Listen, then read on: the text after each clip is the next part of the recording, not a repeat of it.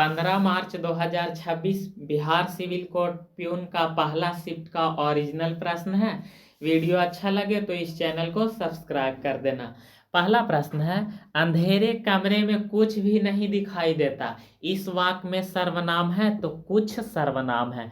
तो इसका सही आंसर हो जाएगा ऑप्शन ए, कोई आया था। वाक्य में कौन सा सर्वनाम भेद का प्रयोग हुआ है? तो अनिश्चयवाचक सर्वनाम का उपयोग किया गया है।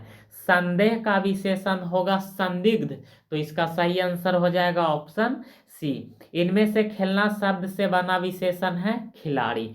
निम्नलिखित में से कौन सा शब्द देशज है? तो लोटा शब्द देशज है। निम्नलिखित में कौन यौगिक शब्द है? तो विद्यालय यौगिक शब्द है। अगला प्रश्न है, जिसे इंद्रियों से अनुभव ना किया जा सके उसको क्या कहेंगे? अतीन्द्रिय कहेंगे। उसके बाद समान नियम के विरुद्ध बात को कहेंगे अपवाद। तो इसका सही आंसर हो जाएगा ऑप्शन ए, जो मुश्किल से प्राप्त हो उसको कहेंगे दुर्लभ। जिसका वर्णन नहीं किया जा सके तो उसको क्या कहेंगे? अवर्णनीय। तो इसका सही आंसर हो जाएगा ऑप्शन बी। नेत्र शब्द का पुल्लिंग रूप होगा नेता, तो इसका सही आंसर हो जाएगा ऑप्शन ए। ने किस कारक के विभक्ति है? तो कर्ता का विभक्ति है, तो इसका सही आंसर हो जाएगा ऑप्शन सी। मेरे दोस्त के लिए चाय लाइए, इस वाक्य में कौन सा कारक है? तो इस वाक्य में संप्रदान कारक है, तो इसका सही आंसर हो जाएगा ऑप्शन डी। अगला प्रश्न है, रिक्त स्थान को भरे। ताजमहल खाली स्थान का अद्भुत नमूना है, तो स्थापत्य कला का अद्भुत नमूना है, तो इसका सही आंसर होगा ऑप्शन डी। मोहन ने खाली स्थान से देशभक्ति का संकल्प लिया, तो दृढ़ता से देशभक्ति का संकल्प लिया, तो इसका सही आंसर होगा ऑप्शन डी। उसके बाद वर्तनी शब्द को चुनना है, तो 16 नंबर प्रश्न का वर्तनी होगा ऑप्शन ए। उसके बाद 17 नंबर प्रश्न का आंसर हो जाएगा ऑप्शन सी, यानी ये वर्तनी है। उसके बाद अगला प्रश्न है, निम्नलिखित शब्द का सही संधि विच्छेद करें। महोत्सव का सही संधि विच्छेद होगा महाजोड़ उत्सव, तो इसका सही आंसर होगा ऑप्शन बी। अत्यधिक का संधि विच्छेद होगा अति जोड़ अधिक, तो इसका सही आंसर होगा ऑप्शन बी। उसके बाद निम्नलिखित शब्दों का उपयुक्त समास चुने, तो मृग नयन ये क्रमधारय समास है, तो इसका सही आंसर होगा ऑप्शन बी। नीलांबर ये कर्मधारय समास है, तो इसका सही आंसर हो जाएगा ऑप्शन डी। अगला प्रश्न है, विलोम शब्द का चयन करें, तो अस्त का विलोम होगा उदय, कृत्रिम का विलोम होगा प्राकृतिक। निम्नलिखित शब्दों के पर्यायवाची शब्द का चयन करें, तो माँ का पर्यायवाची होगा प्रसु, किरण का पर्यायवाची शब्द होगा मरीचि।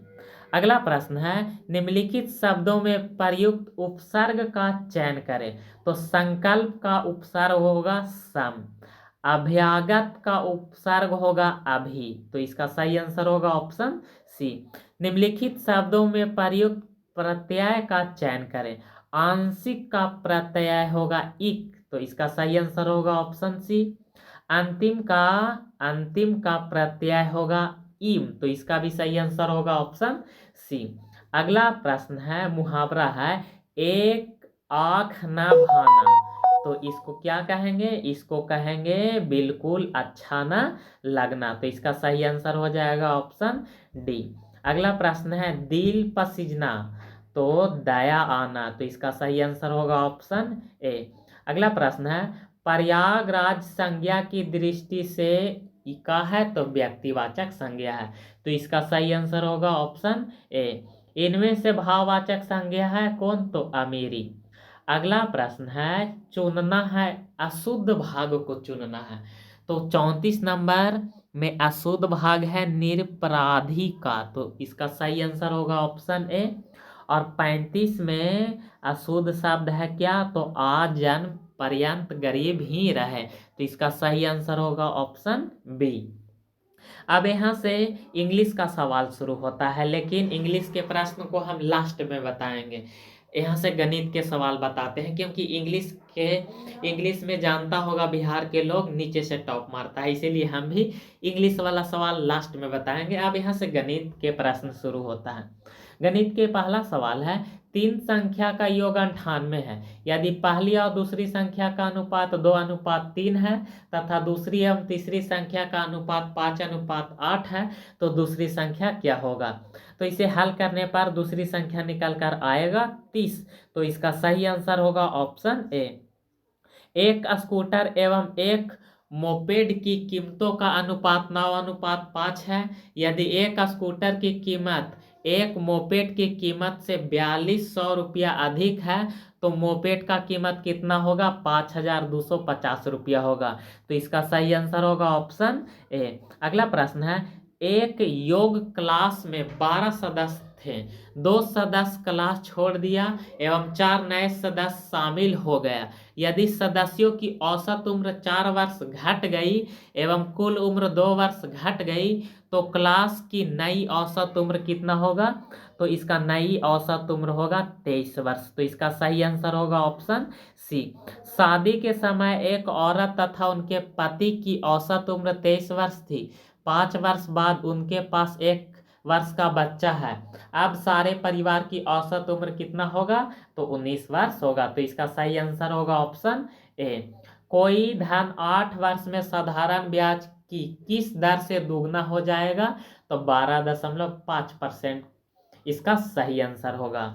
अगला प्रश्न है, साधारण ब्याज की एक निश्चित दर से कोई धन 20 वर्ष में दुगना हो जाता है, इस धन को तिगुना हो जाने में कितना समय लगेगा, तो 40 वर्ष का समय लगेगा। किसी संख्या को 60% घटा दिया जाए, यदि शेष में से 15% और घटा दिया जाए, अब अंतिम परिणाम 1428 होता है, तो मूल संख्या कितना होगा, तो 4200 होगा। एक पुस्तकालय में 20% किताब हिंदी में है, बचे हुए का 50% अंग्रेजी में है तथा बचे हुए का 30% फ्रेंच में है। शेष 6300 किताब क्षेत्रीय भाषा में है, तो पुस्तकालय में किताब की कुल कितनी संख्या होगा, तो कुल संख्या होगा 22,500। तो इसका सही आंसर हो जाएगा ऑप्शन ए। अगला प्रश्न है, पिता एवं पुत्र के उम्र का योगफल 56 वर्ष है। 4 वर्ष बाद पिता की उम्र पुत्र की उम्र की 3 गुनी हो जाती है, तो पुत्र की उम्र वर्तमान में कितना होगा, 12 वर्ष होगा। एक पिता तथा उसके पुत्र की उम्र का अनुपात क्रमशः 17:7 है। 6 वर्ष पूर्व यह अनुपात क्रमशः 3:1 था, तो पिता की वर्तमान उम्र कितना होगा, 51 वर्ष होगा। एक लड़का 10 रुपया में 11 केला की दर से केला खरीदता है तथा 11 रुपया में 10 केले की दर से बेचता है। लड़के के हुए लाभ का प्रतिशत कितना होगा, तो लाभ प्रतिशत होगा 21%। किसी व्यक्ति ने 144 रुपया में अपनी घड़ी बेची और क्रय मूल्य के बराबर प्रतिशत मुनाफा कमाया। घड़ी का क्रय मूल्य कितना होगा, तो 80 रुपया होगा। इसे हल कर एकदम सही आंसर बताया जा रहा है। ए तथा बी मिलकर किसी कार को 8 दिन में समाप्त कर सकता है, बी तथा सी मिलकर उसे 12 दिन में और सी तथा ए मिलकर उसे 15 दिन में समाप्त कर सकता है। सी अकेला इस कार को कितने दिनों में समाप्त कर देगा, तो 95 दिन में समाप्त कर देगा। यदि किसी रकम में उनका 7वां हिस्सा और यदि किसी रकम में उसका 7वां हिस्सा और मिला दिया जाए तो कुल 40 रुपया प्राप्त होता है, तो रकम कितना था, तो 35 रुपया था।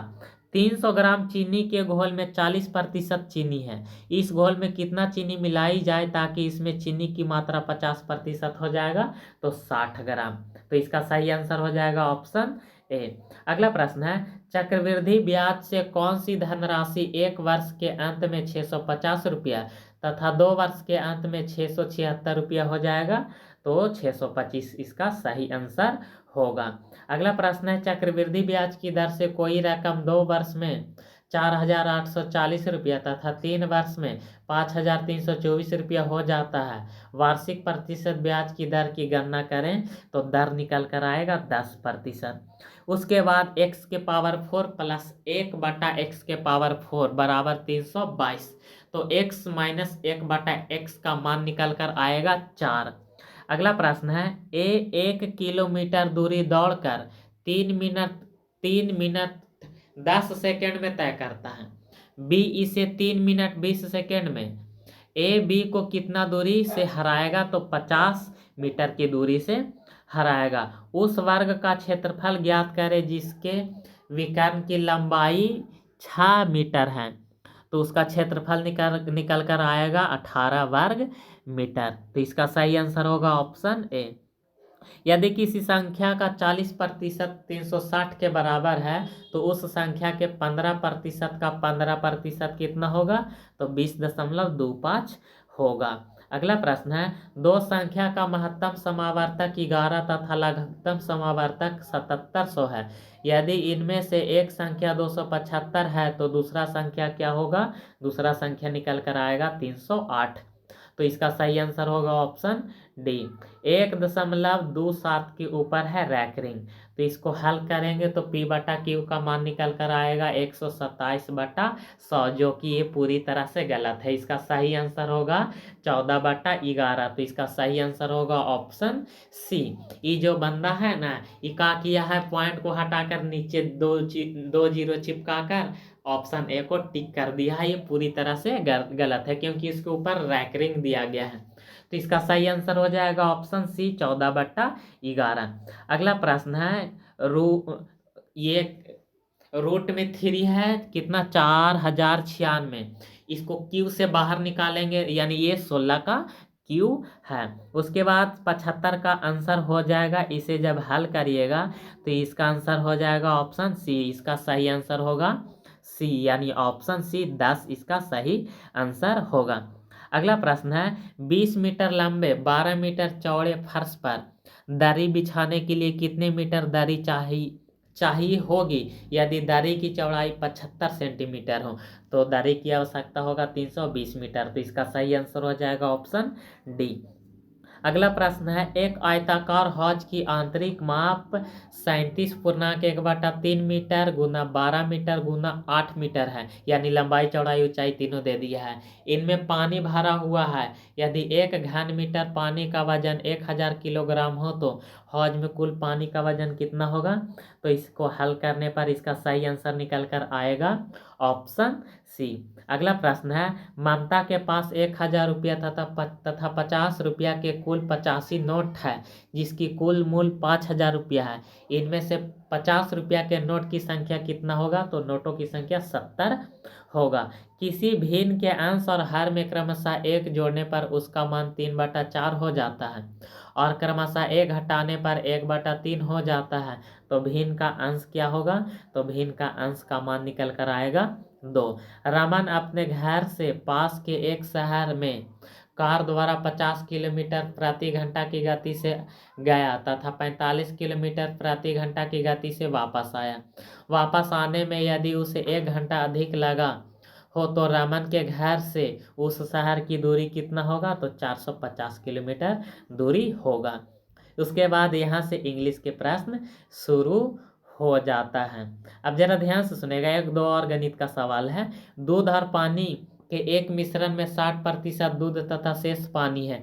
दूध और पानी के अनुपात को परस्पर बदलने के लिए मूल मिश्रण की मात्रा के प्रतिशत के रूप में मिश्रण में कितना पानी मिलाना जाना चाहिए? तो इसमें पानी कितना मिलाना चाहिए? तो 50% मिलाना चाहिए। तो इसका सही आंसर हो जाएगा ऑप्शन ए।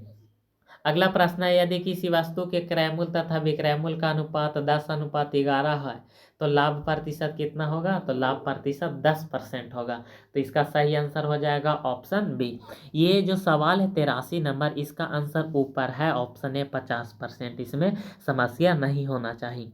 अगला प्रश्न है 1 दर्जन बॉल पेन बेचने पर एक दुकानदार को 4 बॉल पेन के विक्रय मूल्य के बराबर लाभ होता है तो उसका लाभ प्रतिशत कितना होगा? तो 50%। तो इसका सही आंसर हो जाएगा ऑप्शन ए। 2 नल एक हौज को क्रमशः 3 घंटा और 4 घंटा में भर सकता है तथा एक निकासी नल इसे भरे हौज को 2 घंटे में खाली कर सकता है। यदि तीनों नल एक साथ खाली हौज में खोल दिया जाए तो भरने में कितना समय लगेगा? 12 घंटा का समय लगेगा। यहाँ से इंग्लिश के प्रश्न शुरू होता है। तो 36 नंबर सवाल का आंसर हो जाएगा ऑप्शन ए 37 नंबर सवाल का आंसर हो जाएगा ऑप्शन सी। 38 नंबर प्रश्न का आंसर हो जाएगा ऑप्शन सी। 39 नंबर प्रश्न का आंसर हो जाएगा ऑप्शन ए। 40 नंबर प्रश्न का 40 नंबर प्रश्न का आंसर हो जाएगा ऑप्शन सी। उसके बाद 41 नंबर प्रश्न का आंसर हो जाएगा ऑप्शन डी। और 42 नंबर प्रश्न का आंसर हो जाएगा अभी ऑप्शन डी। 43 नंबर प्रश्न का सही आंसर होगा ऑप्शन सी। 44 नंबर प्रश्न का सही आंसर हो जाएगा ऑप्शन बी। उसके बाद 45 का सही आंसर हो जाएगा ऑप्शन डी। उसके बाद अगला प्रश्न है 46 का सही आंसर हो जाएगा ऑप्शन बी। 47 का भी सही आंसर हो जाएगा ऑप्शन सी। और उसके बाद अगला प्रश्न है 48 का सही आंसर हो जाएगा ऑप्शन डी। 49 का सही आंसर हो जाएगा ऑप्शन बी। 50 का सही आंसर हो जाएगा ऑप्शन सी। कितना जल्दी इंग्लिश के सवाल को निपटारा कर दिए। बस बाकी वीडियो अच्छा लगे तो इस चैनल को सब्सक्राइब कर देना।